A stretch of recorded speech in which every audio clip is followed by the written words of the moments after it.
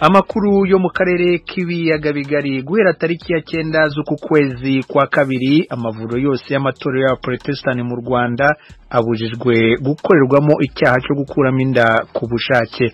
N'umwanzuro watangajwe kuri uyu wa kane nyuma y'inama yahuje amatorero n'abavugizi b'imiryango ya Gikristo ikorera mu gihugu.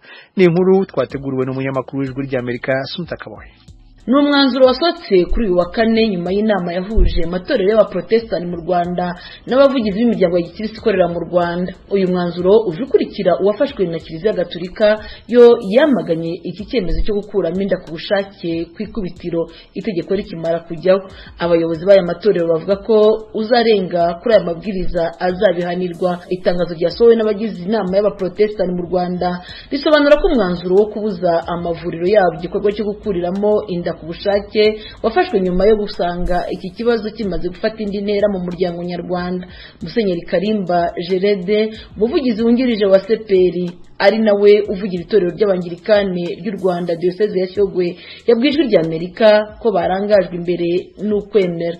Kuri etike ya Protestant twemera yuko ubuzima butangira umwana agisamwa.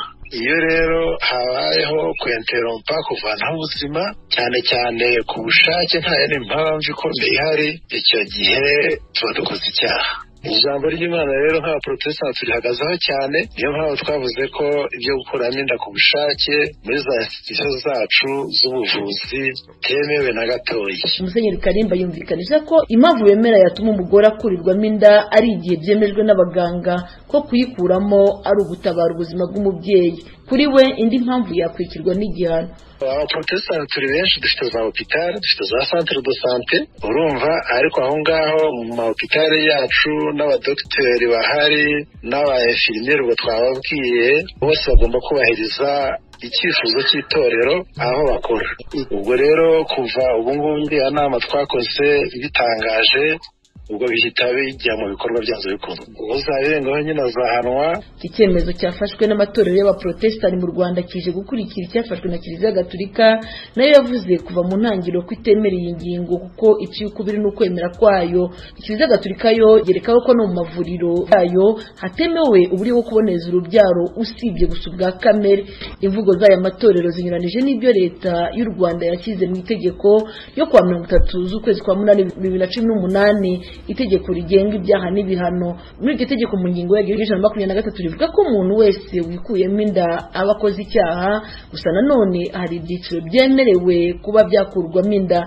Ingingo ya 125 y'iryo tegeko iteganya ko nta buryozwa cyaha mu gihe uwakuriwemo inda ari umwana, kuba wakuriwemo inda yarakoreshejwe imibonano mpuzabitsina ku gahato, kuba inda yarayitewe n'ubafitanye isano rya hafi kugera ku gisanira cya kabiri, ndetse no kuba inda ibangamiye ubuzima bw'utwite cyangwa ubw'umwana twite, kandi ko bigomba gukorwa na muganga wemewe na leta.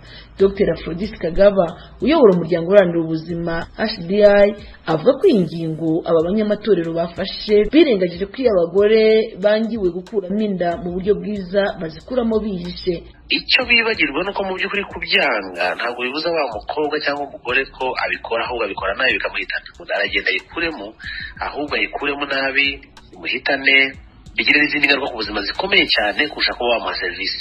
Icyo dukora ni ukomeza kubakangurira no kwigisha baba abagore n'abakobwa kugira ngo bamenye wenda aho bashaka ko bakora serivisi, ariko no gukomeza kuganira n'abihaye Imana kugira ngo turebe niba koko bashaka kubyumva ko ni ugutanga serivisi z'ubuvuzi, ni ugutanga serivisi zo kubungabunga ubuzima. Dr. Kagaba avuga ko kugeza ubu amavuriro y'abihaye Imana hafi ya yose adatanga iyi serivisi.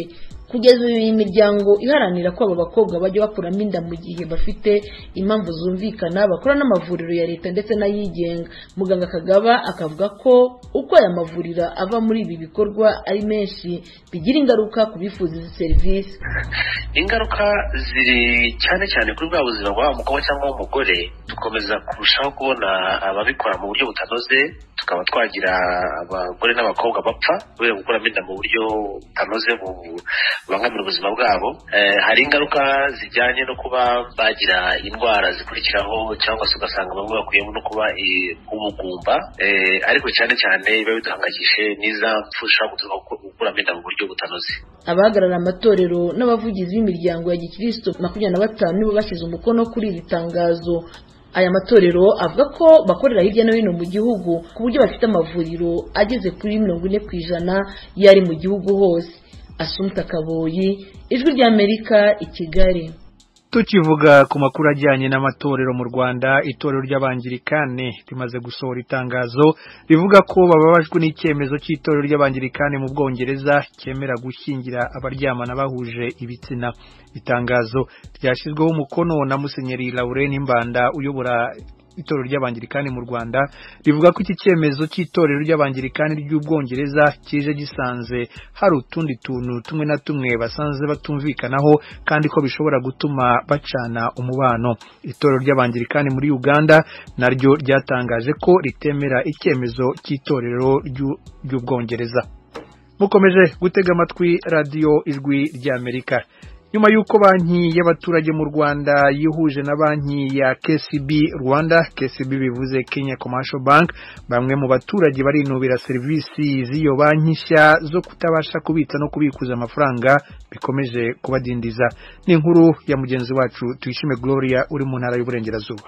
Intandaro y'iki kibazo yatangiye tariki ya mbere z'ukwa kane mu mwaka ushize wa 2022 ubwo banki ya KCB Bank Rwanda Limited yaguraga banki y'abaturage kabone nayo yabaye umunyamigabane mukuru. Byahise biba banki imwe yitwa BPR Bank Rwanda Public Limited Company. Serivisi zatangwaga muri aya mabanki yombi zakomeje gutangwa nk'uko bisanzwe, gusa kuri ubu hashize ukwezi abaturage bakoresha serivisi za banki y'abaturage hirya no hino mu gihugu batabasha kubitsa cyangwa kubikuza amafaranga yabo nk'imwe muri serivisi z'ibanze zikenerwa muri banki iyo ari yo yose. Ibi bigaragazwa na bamwe mu baturage twasanze kuri banki y'abaturage ishami rya Rubavu batonze umurongo muremure bamazeho umwanya munini, na bamwe bicariye hanze basabwe gutegereza ngo serivisi zo kubikuza no kubitsa zikunde. Twasanze kandi hamwe mu habikurizwa amafaranga hazwi nka gishe mu rurimi rw'igifaransa hatari gukoreshwa. Aba ni bamwe Ijwi ry'Amerika ryaganirije, baravuga ingaruka izi serivisi mbi za banki bakoresha ziri kubagiraho. Biragaragara ko bitarajya ku murongo neza, kuko byinshi gahunda n'ubanga amafaranga mba njyanye nanjye hari abandi bantu mba ngomba kuyaha, abahinzi batuzaniye umusaruro bumva ko iyo bibaye ngombwa ko dukererwa nabo tuba turi kubicira gahunda ko dusanga bategereje barambiwe. Urumva rero igenda gakeya kandi hari hashize kuva ku itariki 20 kuri 23 ndumva hari amaze iminsi badakora. Urumva hari n'abantu benshi bashaka serivisi, byafashe umwanya munini. Njye ku kazi none ubu ngubu ndashaka kugira ngo babwire ko zanakererewe nabo simbizi ko mbona amafaranga kuko nuko nayanyategeye mu tike nyine. Ubu nyine no kubabwira ko nzaze ejo abatelefona abasobanurira nyine kuko nabasobanuriye nababwiye aho ndi ko nza kuza nakererewe abantu ngo ntabwo bari bigishwa sana kubigishaho nyine urabona ko ibibazo. Iki kibazo ntabwo giherereye ku ishami rya Rubavu twasanze aba baturage gusa, ahubwo no mu mujyi wa Kigali ku mashami atandukanye gikomeje kuba imbogamizi nk'uko uyu muturage dusanze ku ishami rya Gakinjiro mu karere ka Gasabo abivuga. Nk'ubu ngubu ngewe mu cyumweru cyashize hari sheke yavaga muri GT Bank, abanyishyuye bakoresha GT Bank yagombaga kuvayo ajya kuri konti yanjye iri muri Populaire, na n'uyu munsi ntabwo ndayabona. Sinanasubirayo kandi mumbwire kampani yanyishyuye ati nimuhindure konti muyashyire kuri iyi, ntibyashoboka. Ubwo rero ni ukuvuga ngo ni ikibazo pe, ni ikibazo gikomeye.